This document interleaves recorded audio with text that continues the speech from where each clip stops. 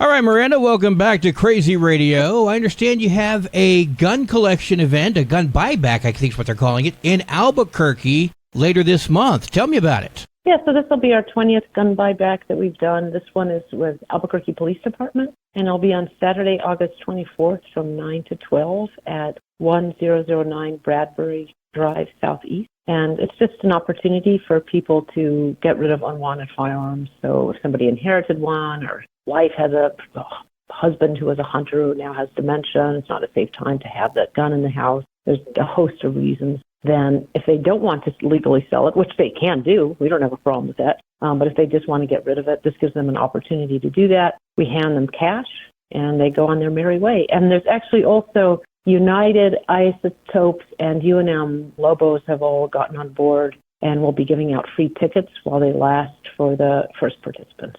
Now, did you say this will be your 20th event? Yes, we've done 20 of these. Seems like just yesterday you were just getting started. Wow. Tell me about it. So, yeah, it's our 20th one, and we do an anonymous survey that for people to fill out, and it shows that way over the majority of people are doing this for safety reasons. A lot of people inherit guns that they just don't want out there, right? But we did a buyback in Towson. Man brought in 7 practically brand new AR-15s that his dad has collected. And he heard about it on the radio, called his sister. At that point, we were giving out gift cards and said, hey, I found a place. We know these are never going to get in unsafe hands. We'll get some Target cards. Are you okay with it? She's like, yes, please. Because they literally didn't know what to do with them. They didn't want them, but they were afraid if they sold it, even if it was a legal sale, you don't know if you're selling that firearm to somebody who, to be obnoxious, is an idiot and leaves it unlocked in their car only to get stolen by a teenager and bring it to a school or use it on the street, right? So this just gives people that opportunity to get rid of that unwanted firearm. So from the 19 events so far, the 20th one coming up, about how many weapons have you taken in? We have taken in now close to 3,000 and 38 to 40. I haven't done the latest numbers, but it'll be between 38 and 40% of all of those firearms have been semi-automatics and AR-15s.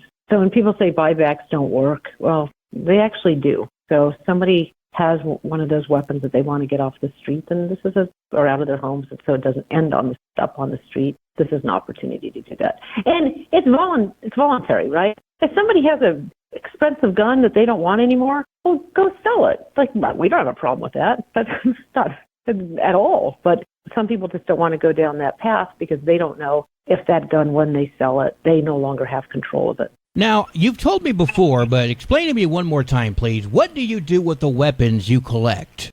So when somebody drives up, law enforcement takes the gun out of the trunk of the car. They make sure it's not loaded. Then they run it through NCIC. If it is a stolen gun, it goes back to its rightful owner. Out of the close to 3,000 guns we've taken in, I think maybe 10 have been stolen, and all of them years before. If it's an evidence gun, a crime gun that was used in a crime, it would go into evidence storage. To date, not one gun has been used in a crime that they would know of from the serial number. After that happens, we have chop saws that are running the whole time, and they're dismantled on site to ATF standards. And then those pieces of that then go to RFK Charter High School in Albuquerque, where the youth are learning how to forge them into gardening tools and are also welding them into musical instruments. So they did a 12-string guitar, a working xylophone, and then this summer they were making these kind of surreal bug sculptures out of them. And the reason why we go to this school is that this school, sadly, those students lose a lot of people to gun violence. Many of them at that school have been affected. So this gives them an opportunity to do something positive with the dismantled firearm. Now, you mentioned previously you guys were using gift cards. You say now you're giving cash for these weapons. Who pays for all this? We do. So if people say, why is our tax-paying money going to this? It's not. This is funded by New Mexicans to Prevent Gun Violence. We give all the cash out. We also give out free gun locks because a lot of people still have firearms, but they might have had some that they didn't want to keep. The only thing that it costs the cities and the counties that we go into is the officers there. So we usually have 3 officers on site to help us with NCIC and for safety reasons. So yes, our tax-paying money would, I guess, go to that, but we pay for the majority of this because we're the ones that are giving the cash.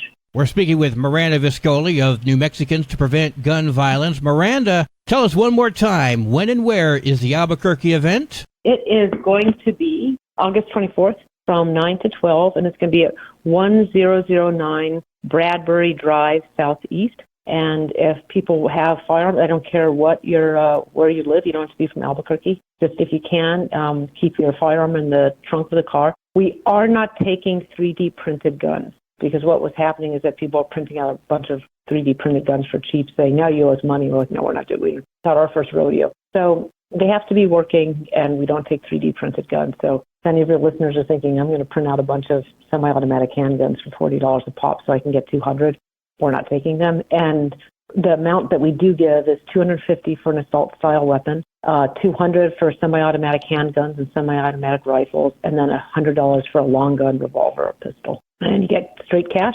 And if you get there in time, you'll get also free tickets to either the Isotopes or UNM football. Is there anything else you want to share with me before we let you go? I think that's it. Thank you so much. All right. Well, best of luck to you, and we'll talk to you in the future. Take care.